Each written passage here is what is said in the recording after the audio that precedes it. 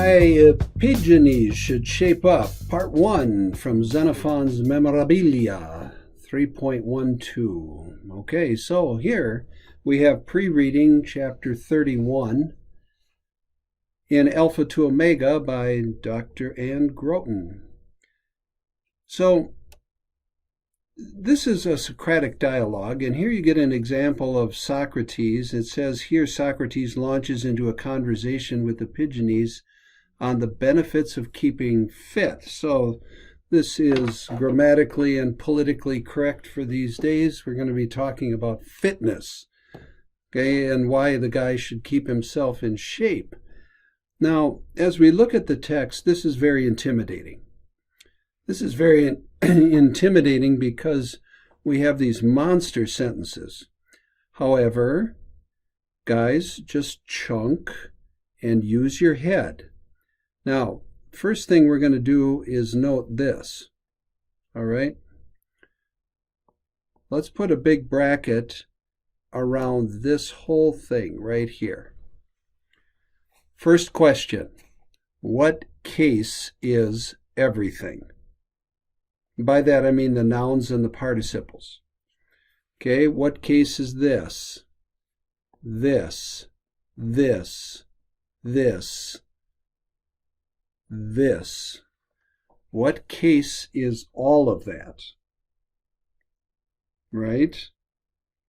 So it can't be the subject. Find your subject. Here it is. This is my basic sentence. Socrates said. Now, what kind of Socrates is he? He is a Idon. What is he Idoning? What is he seeing? He's seeing all of that. Okay? Now, this, of course, is all of these things, Tina, okay? They all go back to modifying Epigenes. What kind of Epigenes is he? Well, he's Tina, he is a Neon, he is a Unta, and he is a Echanta. Now, your textbook makes the note that Echanta here you should probably translate something like maintaining tasoma kakos. Now, seeing him, Socrates said. Okay, now we have a quote. We have a capital line here, or a capital letter here, so this is a quote. Here's our participle. Okay, here's our participle, kos. And I'm expecting a second person because I have a vocative here. Okay, and here's the end of the quote. Okay. And that one, remember what apokrinomai means in the middle. Okay, so that one replied, and here's another quote. Okay, now the dialogue continues. Here's another quote. This is Socrates, starting in right here. Okay, so idiotes doesn't mean like an idiot, it means unprofessionally. Okay. Basically, Socrates is telling him, you're a pile. You know, how'd you let yourself look at you? You're unsightly. Well, he's not saying it quite that crassly, but that's what he's implying when he says how unprofessionally you maintain your body, O Epigenes. And Epigenes, kind of like a smart aleck, says, well, of course, I don't maintain it like a professional. Okay? That one replied, I don't retain it like a professional because I am an idiotes. I'm a private citizen. Okay. Now, your textbook has a long footnote on this phrase right here. But malon is basically a comparative. Okay, so we have a split quote here. Malon just means more. So no more than, but we probably in English would say, no less than. Now, whenever I have a comparative, now this is kind of introducing and preparing us for chapter 32. Whenever I have a comparative, I'm expecting, here's a real shocker, a comparison. And very often in Latin, or in Greek, I'm sorry, we put the comparison into the genitive case. Okay, so here, not more than. Okay, here's my whole genitive phrase. Okay, the quote continues. Here's another point of view that Socrates brings up. Or does it seem to you to be? Does it seem to you to be mikros? Now, what? Does what seem small, a small thing to you? Ha, this is in apposition. Ha periptes psyches pros tu palamios agon.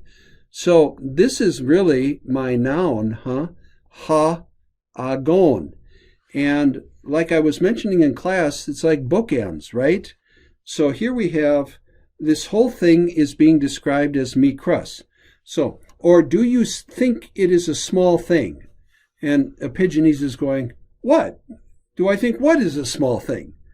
Well, ha peripsyches pros tus palamios agon. That's what I mean by small thing, which, relative pronoun here, modifying agon, which, hoi athanoi pheluse poiein. Here's my question mark. All right? So follow the flow of thought. Let's just stop and summarize real quick. Socrates sees this guy. He's young and should be in shape, but he's not. He's out of shape. And Socrates confronts him about his slovenliness. And he says, you know what? You really don't keep yourself up like a professional. And Epigenes says, well, yeah, go figure, right? And Socrates says, well, okay, but do you think it's a small thing? Because I'm just paraphrasing. The Athenians like to go to battle, and you have to understand that every year when they call upon people to fight in the battles, Athenians love to fight in battles, and we need people who are in shape to fight in battles. It's in other words, it's your civic duty. It's your civic duty to fight in the battle, or to keep yourself fit so that you can fight in the battle. But now the conversation's going. The conversation is going to turn right here in the second half. Yes, you have this duty as a citizen, but then he says, have you really thought about the personal disadvantages that could accrue by being out of shape and going into battle being out of shape? Okay, that's what he means by oligoi. There's a few other things. And now here's a chunk through the on account of, right, dia plus the accusative, on account of the blank of the body, right? On account of tein kat exian to somatos. Okay, and now here's one big disadvantage right here. This is a huge disadvantage, right? This is pretty straightforward. Now, in contrast, and many, okay, now through the same,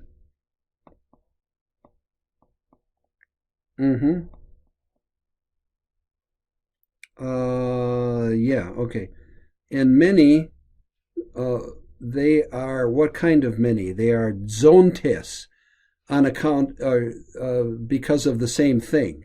That's the way I translate dia auta tuta, because of the same thing.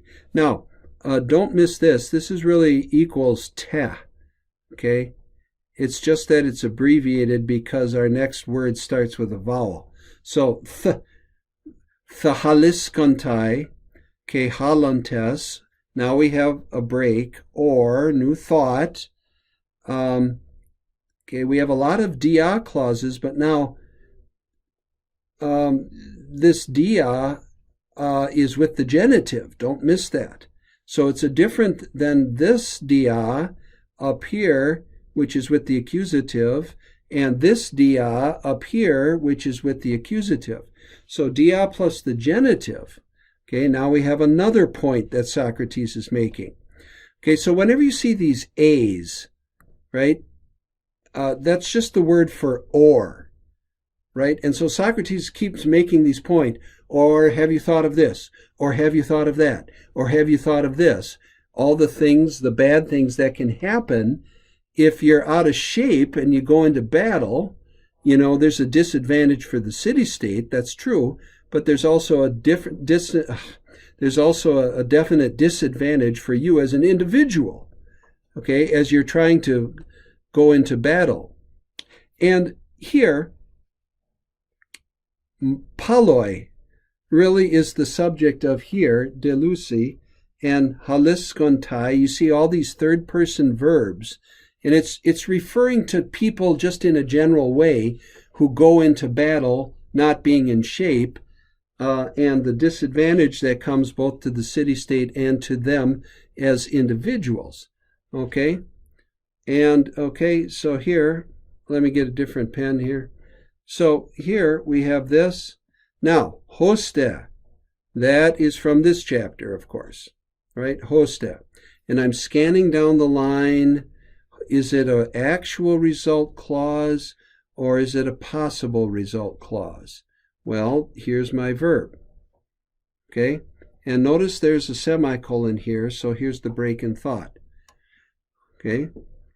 So that here's my participle, untes, noted that it's masculine plural, nominative, and here's another masculine plural participle. Okay, so it's all referring back to paloi here. Okay, so just trace it here.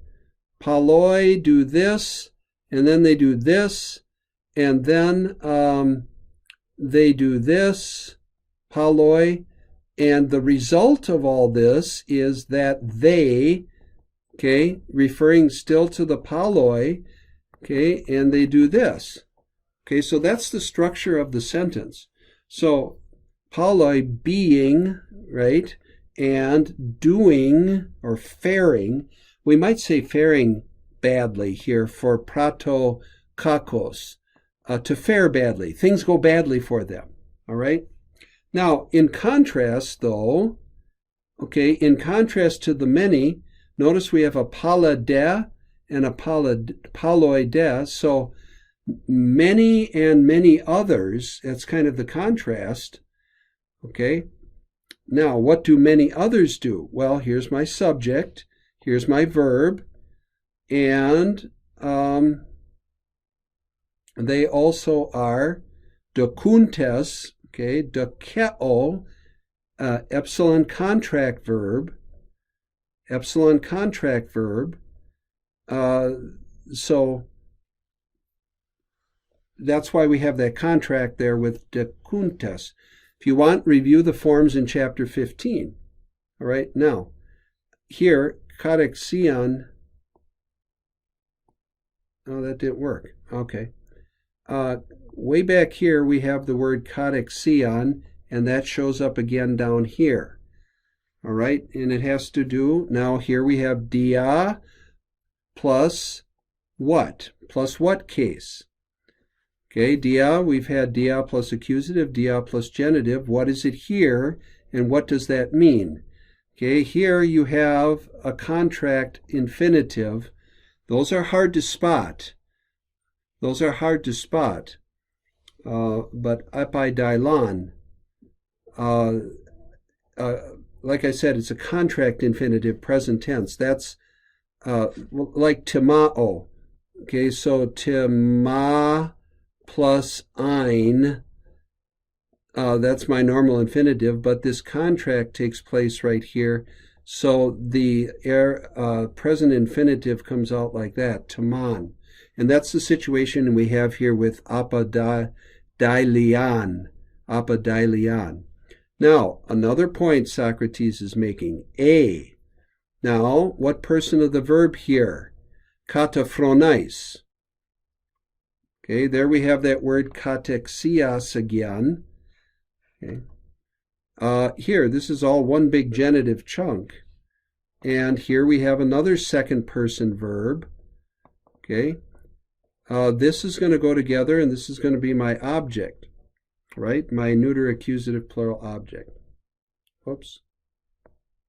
I want to shrink this. I was trying to scroll down. That's all we have for this reading. Okay, so Socrates is confronting Epigenes about what kind of shape he's in. And Epigenes doesn't think it's really all that big a deal, but then Socrates starts peppering him with questions about, have you thought about the disadvantages of being out of shape?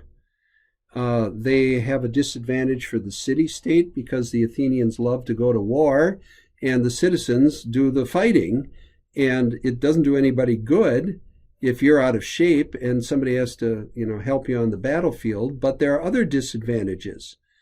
Okay, you could die.